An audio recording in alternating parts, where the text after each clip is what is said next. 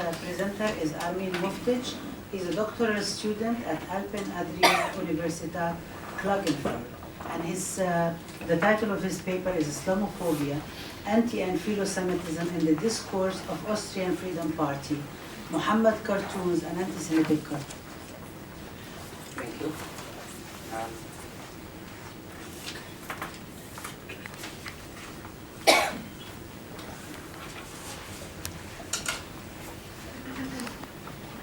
I have divided my presentation into 5 parts.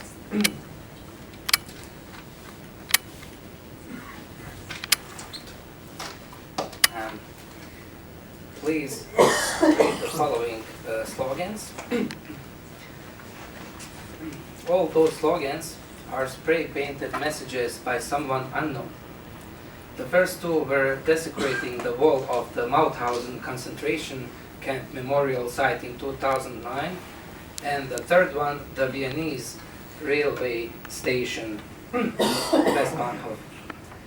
As we can see, these hate-filled messages make both phenomena, Islamophobia and anti-Semitism, apparent in the Austrian public. One can see that the word choice in these messages has origin from the right-wing extremists, respectively from the National Socialistic vocabulary. Such an analogy does not, of course, reflect broader public debate on the subject. Nevertheless, it raises the question of the relationship today between Islamophobia and anti-Semitism. Despite some theses of some German political scientists who criticize the comparison between both phenomena, we can't ignore the fact that these phenomena sometimes appear together, like in this case. Therefore, science has the task to analyze them. The comparison is a legitimate research method in the social sciences. At the beginning, I have to emphasize that no one in one's right mind could suggest that the comparison of the current social situation of Muslims in Europe to the persecution and murder of the Jews and Romani people under National Socialism would bring useful insights. Of course, we can compare the structure of prejudices, the social functions of prejudices, or the histories of prejudices, and even we can compare the European genocides, the one anti-Semitic in the Third Reich and the one Islamophobic in Bosnia from the 1990s. Sometimes we can't recognize Islamophobia as Islamophobia without a comparison to other types of group-focused enmities. The more important is to compare the public perception of the both mentioned phenomena. Or more precise, we want to know what is perceived as unacceptable and abnormal and what is perceived as acceptable and normal. There is a double character of comparison in my topic. Comparison between Islamophobia and anti-Semitism on the one hand, and Islamophilia and Philo-Semitism on the other hand. Later, we should see that in the discourse of the Austrian Freedom Party, Philo-Semitism and Islamophobia go together, as well as Islamophilia and anti-Semitism. I'm not using these terms as strictly defined in conventional studies, and I'm also not going to use here the strength definitions of Islamophobia or anti-Semitism. For the purpose of my topic, it's enough to define Islamophobia and anti-Semitism as a speech opposite to Islam, Muslims, and Palestinians, or as a speech opposite to Jews, Judaism, and Israel. In the same sense, I define Philo-Semitism and Islamophilia as speech affirmative to the mentioned categories. It could be solidarity, sympathy, or support to Muslims or to Jews. We know that there is generally not much rationality in the ideology of right-wing populism. We know that everything is possible in the policy of right-wing populist parties, today enemy, tomorrow friend, and vice versa. We will see later that there is a simple and absurd perception of Israel and Palestine in the discourse of the FPO.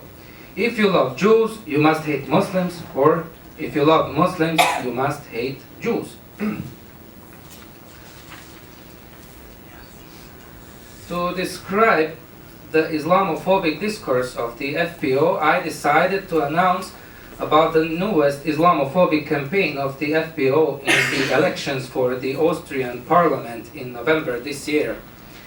The officials of this party bring again and again the anti-Islamic slogans in the public. Since 2000, there is no election campaign of the FPO without Islamophobic slogans. In the recent campaign, the FPO has distributed a brochure named Love Stories from Austria.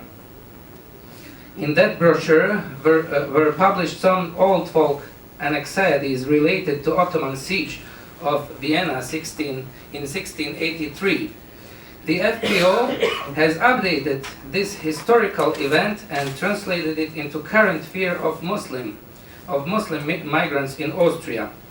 One of the messages in the booklet was quite clear. Daheim statt Islam, at home, not Islam. There is a story about the Turk of Purbach in the folk tradition. Purbach is an Austrian town. Legend has it that a drunk Turkish soldier fell asleep in Purbach when his comrades had already left town. Afraid of being caught, he hid in a chimney hood, but was soon discovered. The people drove him out by lighting a fire and arrested him. He was dragged to court, where it was decided that he could live if he converts to a Catholic. Then he became a servant in the house where he had been found. The FPO had updated this story and translated it into current context about Muslims in Austria. What means integration in the discourse of the FPO? In the name brochure is proposed an ideal picture of an integrated Muslim. The Muslim should not only learn German, but he should eat pork meat and drink wine. The result of such a campaign was more than expected. 20.5% of the votes were related to the FPO. Now it is a third position party in the Austrian National Parliament. Now I show you some Islamophobic slogans of the former FPO campaigns in Austria. I hope you can understand it. English translation. Could you read it in English, please? Okay. Before? We protect women's rights. The one before. The one. Our concept against foreign domination or infiltration. Pork fat, not Muhammad. Or we protect women's rights. The Social Democratic Party of Austria protects the compulsory veil. SPO, they call SPO party an Islamist party. The Social Democrats. Deutsche Wagram is a place in Austria. Deutsche Wagram, not Ibrahim and Abraham, against multiculturalism. And this is a comparison between further campaigns against foreigners. Vienna must not become Chicago, and today we have Islamophobia. Vienna must not become Istanbul. And no home for radical Islam. Yes. I hope it was enough. There is much more material of this party. Now I'm going to speak about solidarity with Muslims and anti-Israel speech of the FPO party. At his party's celebration of the New Year 2001, Jörg Haider attacked, he was a former leader of FPO, attacked an agreement which the Austrian government had signed to pay compensation of $500 million for Jewish property confiscated by the Nazis. Haider said that the Chancellor Schüssel hoped in vain to receive the complete applause of the American East Coast. The American East Coast is a very common code in German rightist speech for the American Jews. Haider used the East Coast idiom a number of times in the Viennese election campaign, referring also to the well-known election campaign advisor Stanley Greenberg, an American Jew hired by Vienna's incumbent socialist mayor Michael Heupel. Haider said, the vote is between a spin doctor Greenberg from the East Coast and a true Viennese heart. And several times we can see Haider together with Saddam Hussein or with Gaddafi, or yes, Saiful Islam Gaddafi was his one of his best friends.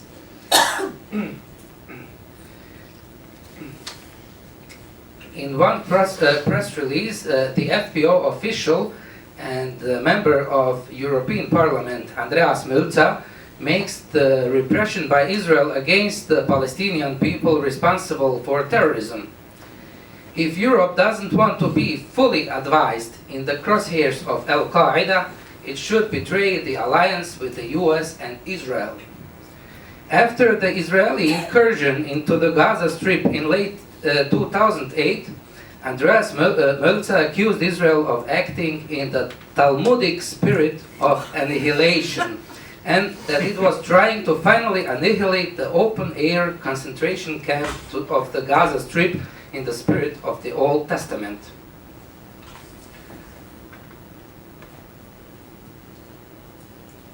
And we also had an Islamophobia competition in Austria between two rightist parties.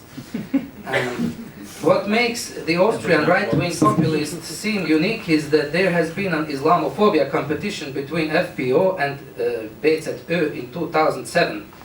The BZÖ, or the Alliance for the Future of Austria, is a political party grounded by Jörg Haider, the former leader of FPO. In that competition was the main question: who is greater Islamophobe, FPO or BZÖ? Haider decided to start a campaign against mosque construction in Carinthia. He stated, "I can only recommend to all to have the courage to stand up effectively against this Islamization that is creeping through Europe and represents a totally different culture."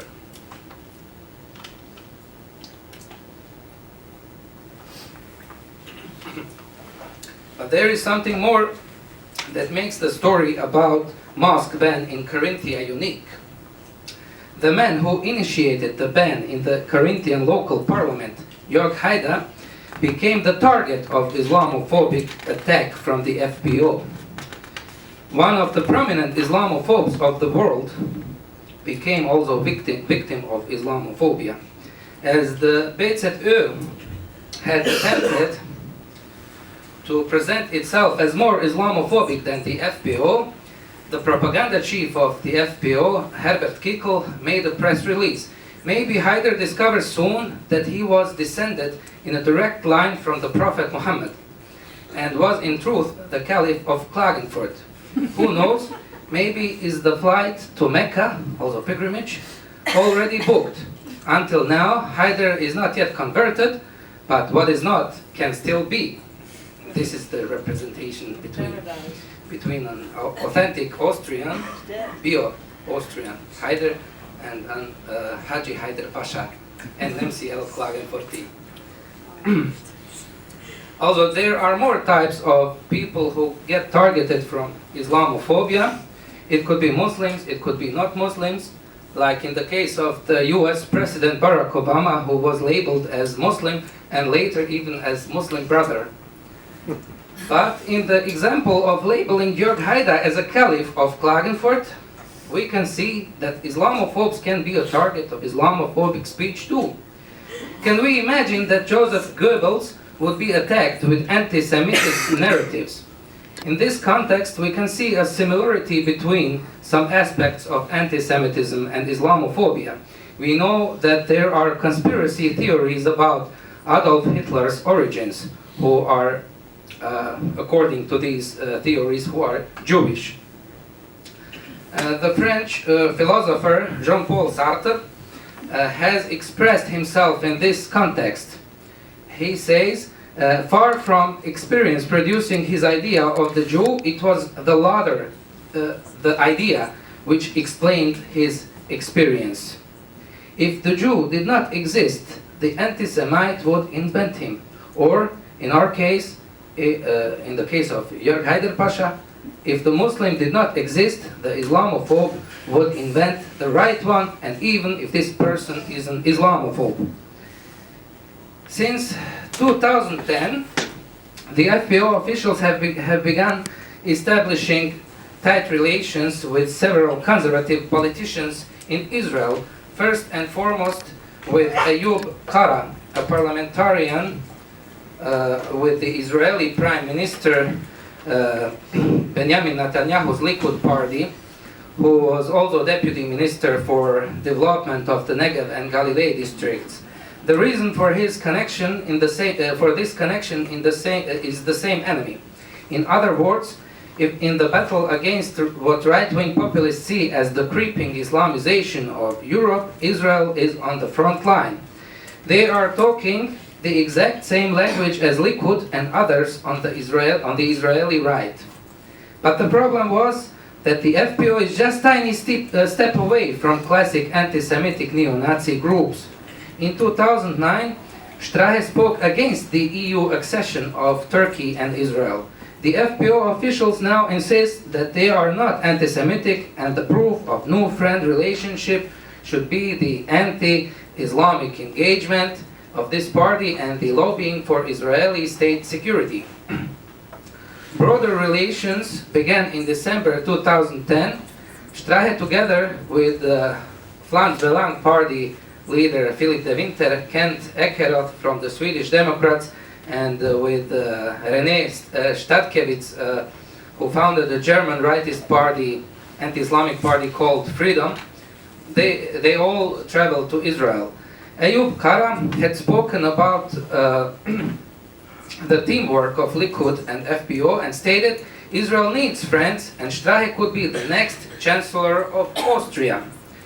In a declaration that resulted from this meeting, Strahe stated, we have negotiated the totalitarian systems like fascism, Nazism and communism. Now we are facing the new threat of fundamentalist Islam, and we will be part of the second battle of the defenders of democracy and human rights. This visit was quickly reciprocated with a trip by Ayub Kara and others to Vienna at the very end of December 2010. And the current FPO leader, Strahe, simply can't hide his anti-Semitism. In August 2012, Strahe posted on his Facebook profile an anti-Semitic cartoon. This cartoon showed an overweight man with a crooked nose and cufflinks with the Star of David in front of plates of food, while an emaciated man looked on. The fat man represented the banking system and his thin companion the people, according to the legend. The man in the middle is the government. After strong critics, Strahe removed this cartoon and tried to impress the Austrian public with a new picture with an anti-Islamic message. The picture was taken at a local fest and showing him next to a raw suckling pig with the rhyme, Isst du Schwein, darfst du rein. If you eat pork, you may come in. You're allowed to enter the Austrian society. The critics were now more stronger, and he decided to remove the anti-Semitic and Islamophobic caption from his Facebook profile. Yes. When we analyze the positions of newspaper commentators in the anti-Islamic cartoon controversy, we can see the commentators defending the cartoons, struggling for freedom of speech and describing the cartoons as not Islamophobic but as a criticism of Islam, because the terrorism motivated from Islam is a real danger. We can also see another group of commentators who who recognized the defamation of Islam, but they were pointing out that the freedom of speech is more important than the protection of one religion. When we analyze the comments on the anti-Semitic cartoon, then we can see these commentators, the same commentators, struggling against the freedom of speech and proposing the court processing of Strahe. They also didn't speak about criticism of Judaism or criticism of finance Jewry as a real danger, but about racism and anti-Semitism. They didn't even mention the paradox relationship between freedom of speech and defamation of one ethnic or religious group.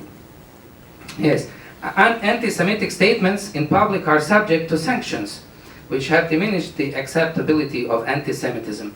To date, comparable awareness of the dangers associated with stigmatizing Muslims has failed to take root, just as Jean-Paul Sartre describes it in his book, The Anti-Semite and Jew. And yes, it is not coincidence that in Austria we have the first yearbook of Islamophobia, grounded by the Dr. Farid Hafiz, and there are many analyses of the rightist party of Europe, of Tea Party in America, and yes, there are German-speaking articles, and the English-speaking articles are also welcome. Thank you for your attention.